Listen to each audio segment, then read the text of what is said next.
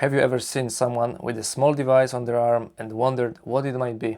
Maybe a chip or 5G antenna? Well, the answer is much simpler. It is CGM device. It is used by people with diabetes to monitor their glucose levels and stay in a healthy range. Because if glucose drops too low, a person can even lose consciousness or eventually die. But for some time now, a growing number of these sensors being sold to people who don't have type 1 diabetes at all. The CGM market, even the segment used by people without diabetes, has been growing very fast. Why? Because people want to understand their own metabolism, not to just manage a disease, but optimize the performance and well-being. That is exactly why we decided to test it ourselves during the race. My friend signed us up for a 24-hour duo relay race on a Formula 1 track in Hungary. One person is riding, the other is resting, back and forward for 24 hours. I thought there is no better moment to test CGM in extreme conditions, comparing someone with diabetes versus someone without it. So we actually ended up winning the race. But what surprised us the most were the result of the glucose. At this moment, we wanted to thank Proglikemia, the official Polish distributor of Dexcom CGM sensors, for supporting this case study and providing us with the sensor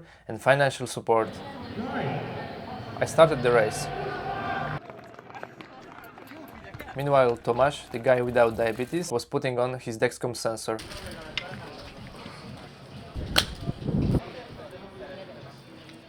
During the race, we also logged every carbohydrate we ate. The first shift I was riding, it was really brutal for me. I got dehydrated because it was so hot. After 3 hours, I finally got my break as Tomasz switched in, but by then my glucose was already climbing. This is the moment that I would normally give like 5 or 6 units of insulin, because I am 373 right now. But the problem is, I'm starting my shift in 2 hours, and if I would put like 5 or 6 units, then when I would start, my blood sugar would just crash down and I would completely...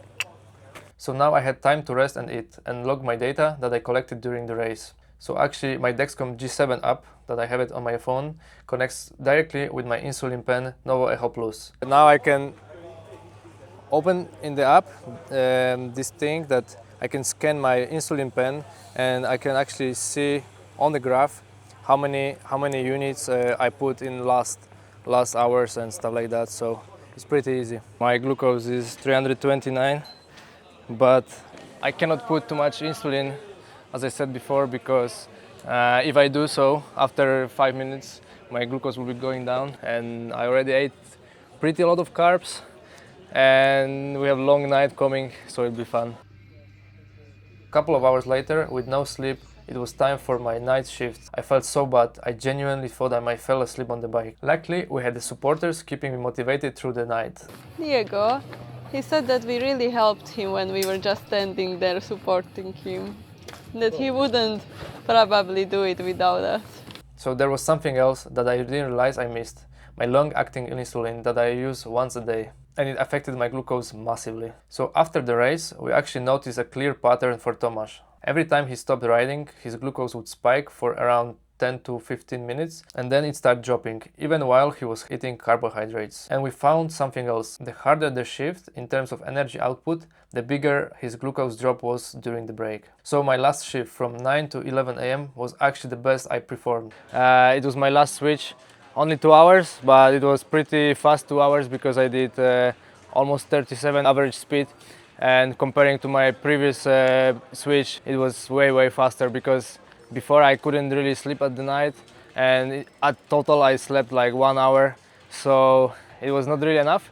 But I need to say that 1 hour really helped me, and a cup of coffee was like a savior for me today. In the end, we won the race, covering 844 kilometers combined. Tomasz glucose technically stayed within a normal range the entire race, but we found a pattern that repeated every time after he ended his shift, that his glucose spiked, then dropped, even though he ate a significant amount of carbohydrates. That's exactly the kind of signal that could help someone without diabetes fuel and recover smarter. To properly test how useful CGM is for athletes without diabetes, we would need a much larger study to draw a real statistic conclusions. If you want to find the full study, I put a link into the description of this video, and you can find all the data in my website. To jest wyrób medyczny. Używaj go zgodnie z instrukcją używania lub etykietą.